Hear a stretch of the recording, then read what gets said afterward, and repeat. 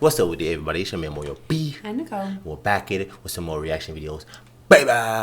So yeah, man, we're finna check out the difference between the United Kingdom, Great Britain, and England explained. This is about a YouTuber, TGP Greg. I watched one of his videos like a long time ago, man. He's pretty cool guy, man. He put a lot of information in his videos, man. So make sure to go check out his channel, subscribe. But we're finna dive right into it. Welcome to the United Kingdom and a whole lot more, explained by me, CGP Grey. The United Kingdom, England, Great Britain, are these three the same place? Are they different places? Do British people secretly laugh at those who use the terms incorrectly? Who knows the answers to these questions? I do, and I'm going to tell you right now. For the lost, this is the world, this is the European continent, and this is the place we have to untangle. The area shown in purple is the United Kingdom. Part of the confusion is that the United Kingdom is not a single country, but instead is a country of countries. It contains inside of it four co-equal and sovereign nations. The first of these is England, shown here in red. England is often confused with the United Kingdom as a whole because it's the largest and most populous of the nations and contains the de facto capital city, London. To the north is Scotland, shown in blue, and to the west is Wales, shown in white. And, often forgotten even by those who live in the United Kingdom, is Northern Ireland, shown in orange. Each country has a local term for the population. While you can call them all British, it's not recommended as the four countries generally don't like each other. The Northern Irish, Scottish, and Welsh regard the English as slave-driving colonial masters, no matter that all three have their own devolved parliaments and are allowed to vote on English laws, despite the reverse not being true, and the English generally regard the rest as rural yokels who spend too much time with their sheep. However, as the four constituent countries don't have their own passports, they are all British citizens, like it or not. They are British citizens of the United Kingdom, whose full name, by the way, is the United Kingdom of Great Britain and Northern Ireland. So where's Great Britain hiding? Right here. The area covered in black is Great Britain. Unlike England, Scotland, Wales, and Northern Ireland, Great Britain is a geographical rather than a political term. Great Britain is the largest island among the British Isles. Within the United Kingdom, the term Great Britain is often used to refer to England, Scotland, and Wales alone, with the intentional exclusion of Northern Ireland. This is mostly, but not completely true, as all three constituent countries have islands that are not part of Great Britain, such as the Isle of Wight, part of England, the Welsh Isle of Anglesey, the Scottish Hebrides, the Shetland Islands, the Auckland Islands, and the islands of the Clyde.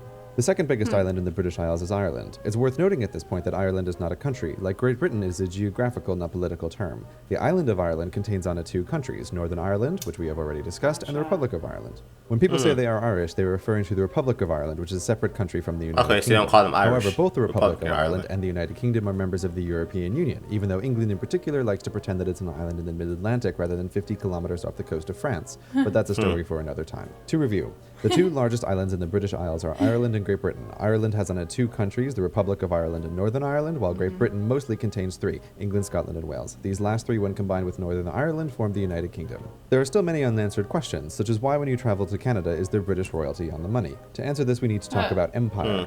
You can't have gone to school in the English-speaking world without having learned that the British Empire once spanned a fourth of the world's land and governed nearly a fourth of the world's people. While it's easy to remember the parts of the British Empire that broke away violently, we often forget how many United States and diplomacy, India. not bloodshed. These want-to-be nations struck a deal with the empire, where they continue to recognize the monarchy as the head of state in exchange for a local autonomous parliament. To understand how they are connected, we need to talk about the crown. Not the physical crown that sits behind glass in the Tower of London and earns millions of tourist pounds for the UK, but the crown is a complicated legal entity best thought of as a one-man corporation.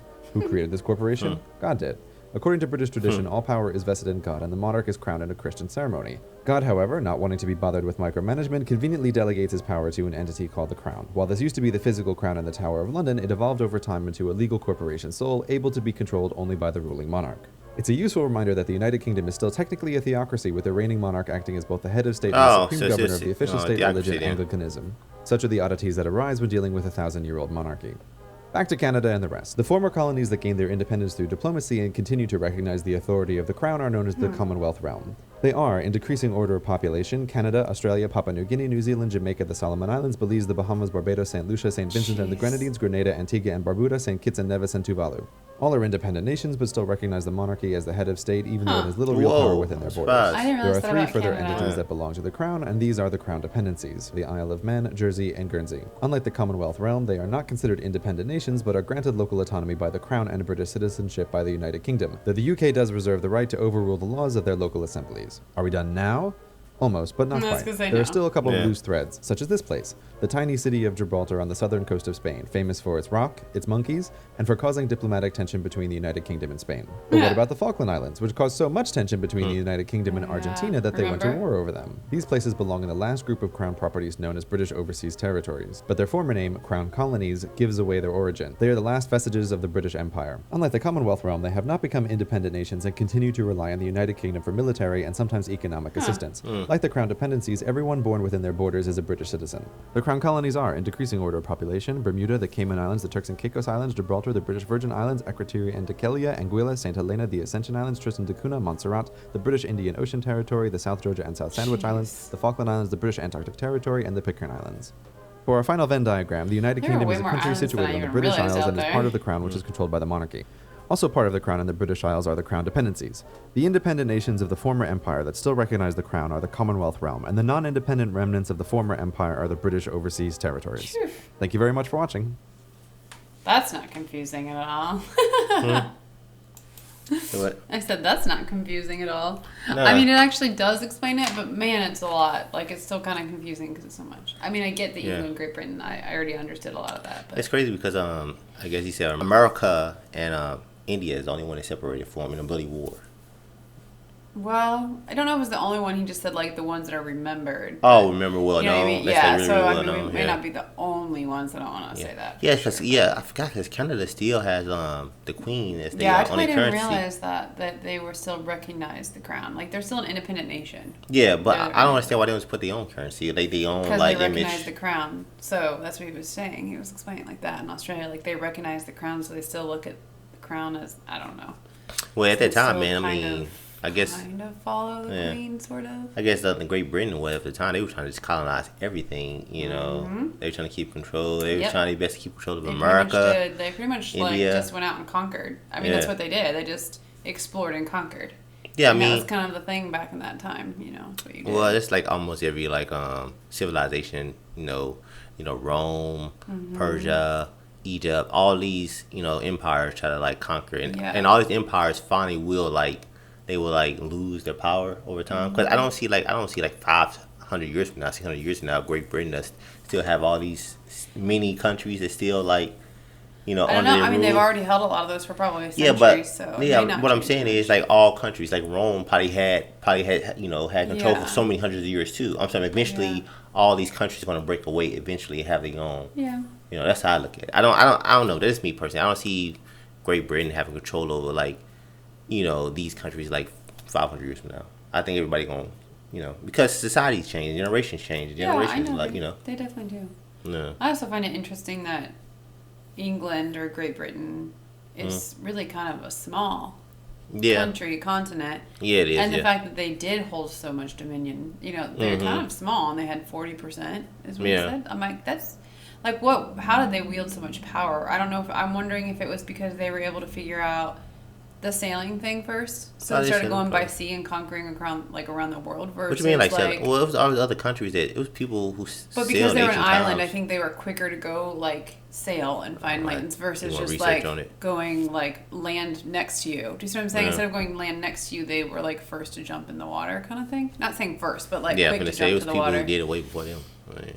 or something, and then that's how they like just ran into America and then ran into this, and so whatever they would run into, they would claim. But yeah, it was definitely great videos, a lot of information in there, and like he was so fast with it, and he has to be because you don't want to make it like drawn out super Yeah. long, and Northern Ireland, that's what I think it was. I Yeah. think they still British, but they don't. He said Yes. something about They're part of Great something- Britain. Yeah, but it's something he said. Oh, Northern Republican.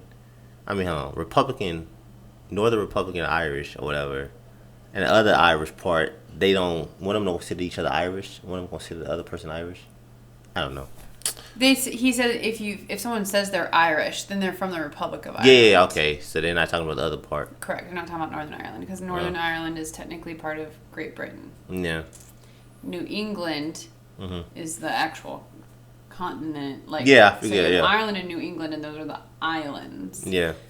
And then you have the countries, which is the Republic of Ireland and Northern Ireland. Yeah. That's part of Great Britain. I Like mean- all makes sense, but it's still kind of confusing in a way. Yeah, and it's kind of crazy. They live on a theocracy, Yeah, because I guess I didn't realize it was called that either, but Yeah. I did know that they technically feel like the power comes from God, so Yeah. they technically believe that God like anoints their king or queen. Yeah, that's what they believe.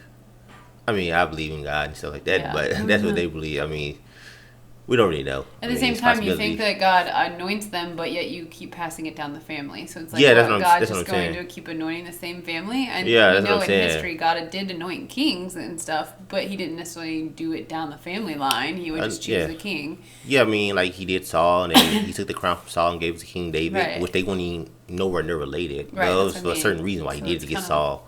Because he was like, there's definitely human involvement in this. It is. I mean, it is. Yeah, I mean, I do think God, bring leaders into power. So it could be either way. It could be God, But yeah, man, I definitely enjoyed it, man. This is a great video. Make sure to subscribe to the channel. Mm-hmm. Also, if you want to support our channel, check out our link in our description and our pinned comment. Leave a video requested at our Streamlabs. Don't forget to subscribe. Thumbs up. Turn on notifications. It should be more of you. And a go. We're going to catch you on the next day. Awesome. Peace and love, baby.